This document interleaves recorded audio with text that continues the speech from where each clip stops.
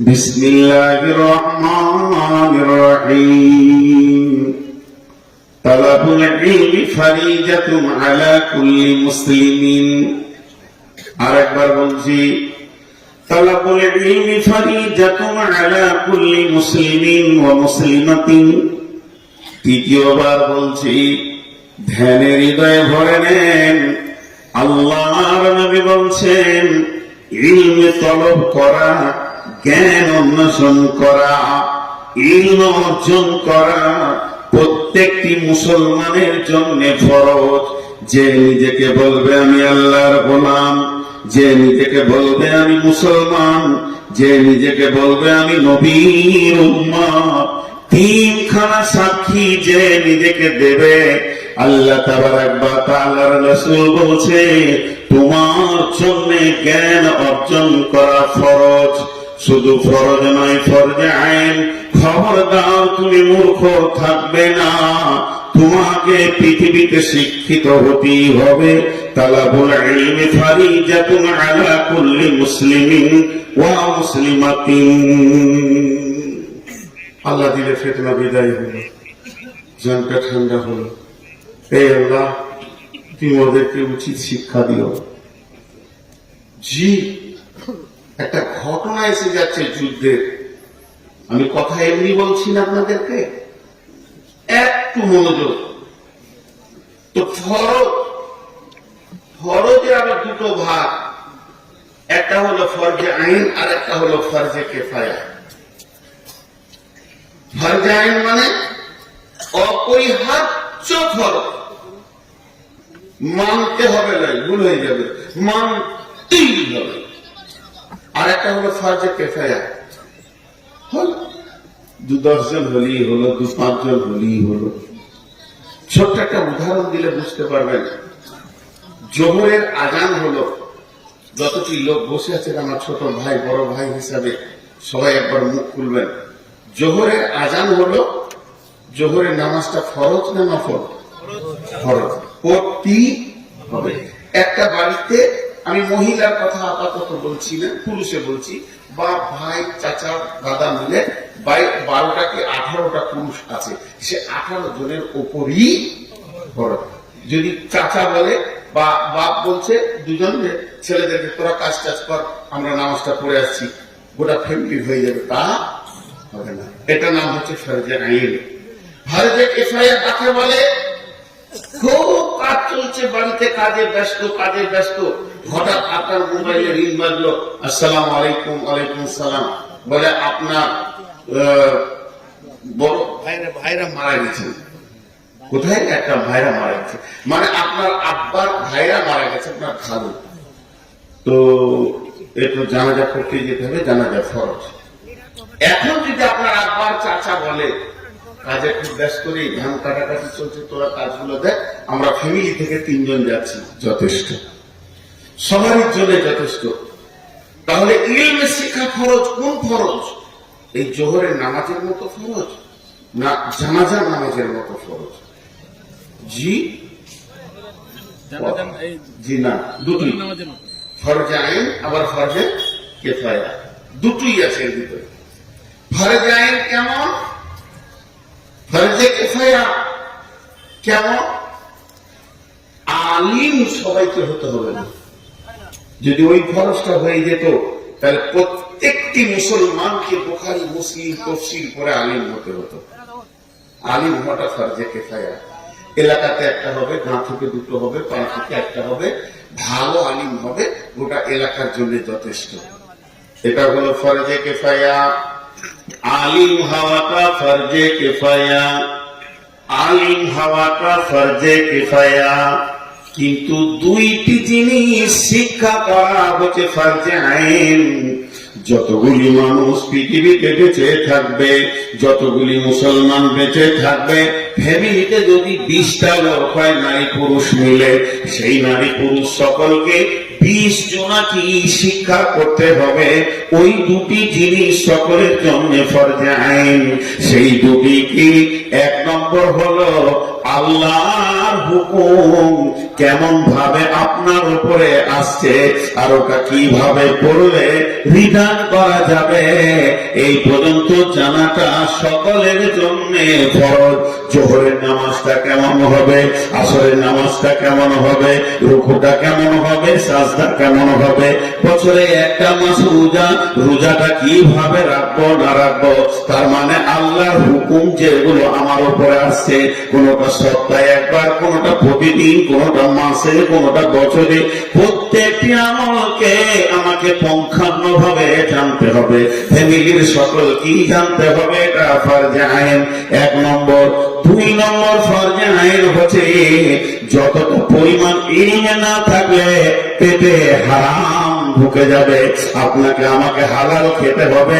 পৃথিবীতে যে যেটা বিজনেস করবে, রুজির ব্যাপারে যে যেটা নিজের লক্ষ্য বস্তু বেছে নেবে, এর ভিতরে রসুলের হাদিস কি আছে, কতটা পরিমাণ ওটাকে ঠিক রাখলে আমি ঠিক জায়গাতে থাকতে পারবো, এতটা জানাটা হচ্ছে ফরজে আইন।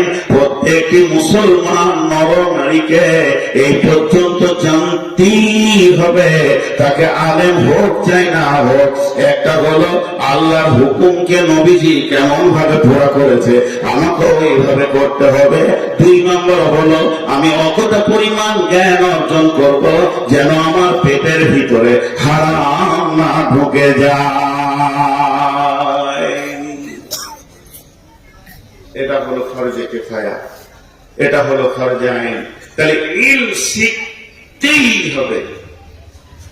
রাসূলুল্লাহ সাল্লাল্লাহু আলাইহি ওয়াসাল্লাম কত গুরুত্ব দিয়েছিলেন ইলমে, একটা ঘটনাতে বুঝে নিবেন। বদরের যুদ্ধটা যুদ্ধ ছিল না, বদরের যুদ্ধটা যুদ্ধ ছিল না, হঠাৎ হয়ে গিয়েছিল। বদরের যুদ্ধটা কিভাবে হলো,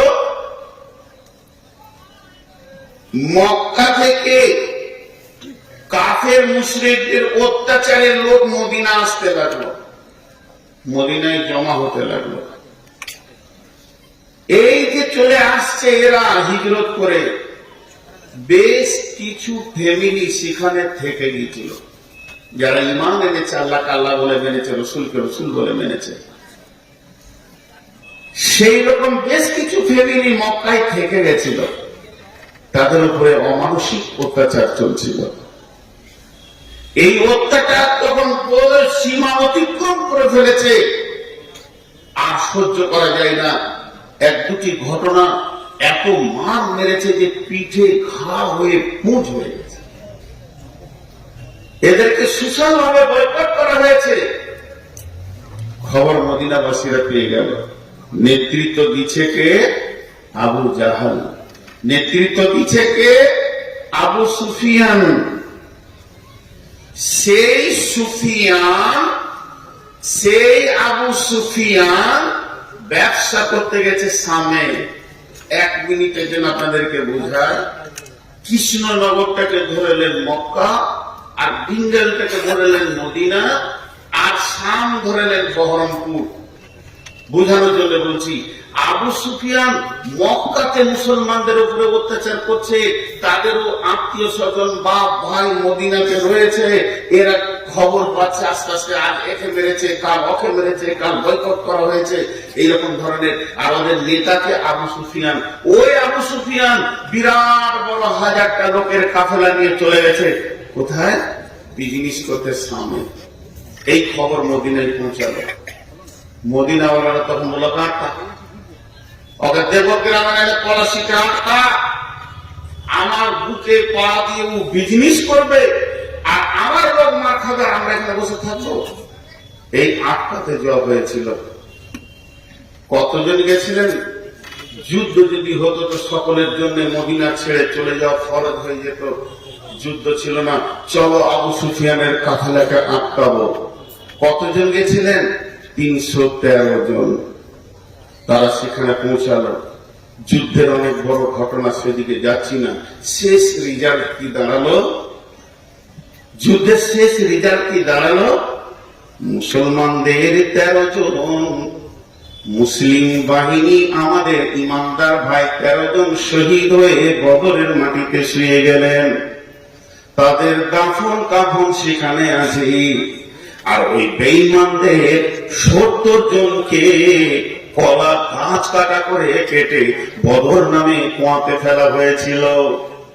আর 70 জনের কোমরে রশি দিয়ে সাহাবীরা গরুর মতো পিটাতে পিটাতে নিয়ে এসে মসজিদে নববীতে বেঁধে দিয়েছিলেন। বদরের যুদ্ধের রিজাল্ট 13 জন ইমানদার শহীদ হয়ে জান্নাতি হয়ে গেলেন। 70 জন বেঈমানকে কলা গাছ কাটা করে কবরে শুইয়ে দিল, বদর নামে কুয়াতে ডুবিয়ে দিল। আর 70 জনকে নিয়ে এসে মসজিদে নববীর খাম্বাতে বেঁধেছে। পিলার গুলো কিসের না, খেজুর গাছের। বুকের সঙ্গে হাত, পেছন দিকে হাত, আর সাহাবীরা বেঁধেছেন। এই হাতগুলো ফুলে গেছে, যদিও কাফের মুশরিক, তাদের হাতগুলো ফুলে গেছে, পা ফুলে গেছে, সারা রাত দাঁড়িয়ে আছে। আর একই গাছে একটা খাম্বাতে বেঁধেছে 2 জনকে, রসুলের নিজের চাচা হযরতে আব্বাস আর রসুলের নিজের জামাই, বড় জামাই ওই লাহাবের বেটা, অথবা এক জায়গায় কি বাঁধা, দাদা শ্বশুরের জামাই এক জায়গায় বাঁধা। বিশ্বনবী ফজরের সালাত পড়তে এলেন।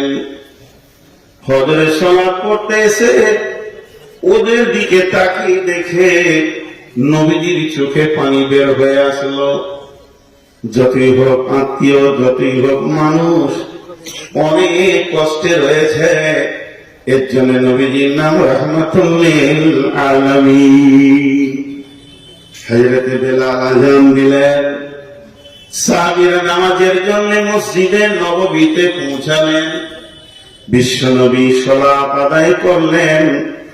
ইমামতি করার পর সাহাবীদের দিকে লক্ষ্য করে বলছেন, হে আল্লাহর গোলামেরা শোনো, যে বন্দীগুলোকে আমরা বেঁধে রেখেছি এরা তো আমাদের আত্মীয়। এদের যদি বাঁধনটা একটু ঢিলা করে দেওয়া হতো তো কত ভালো হতো। লোকগুলো অন্তত একবার বসতে পেত, হাঁটুগুলো এদের ফুলে গেছে। একজন সাহাবী বলেন,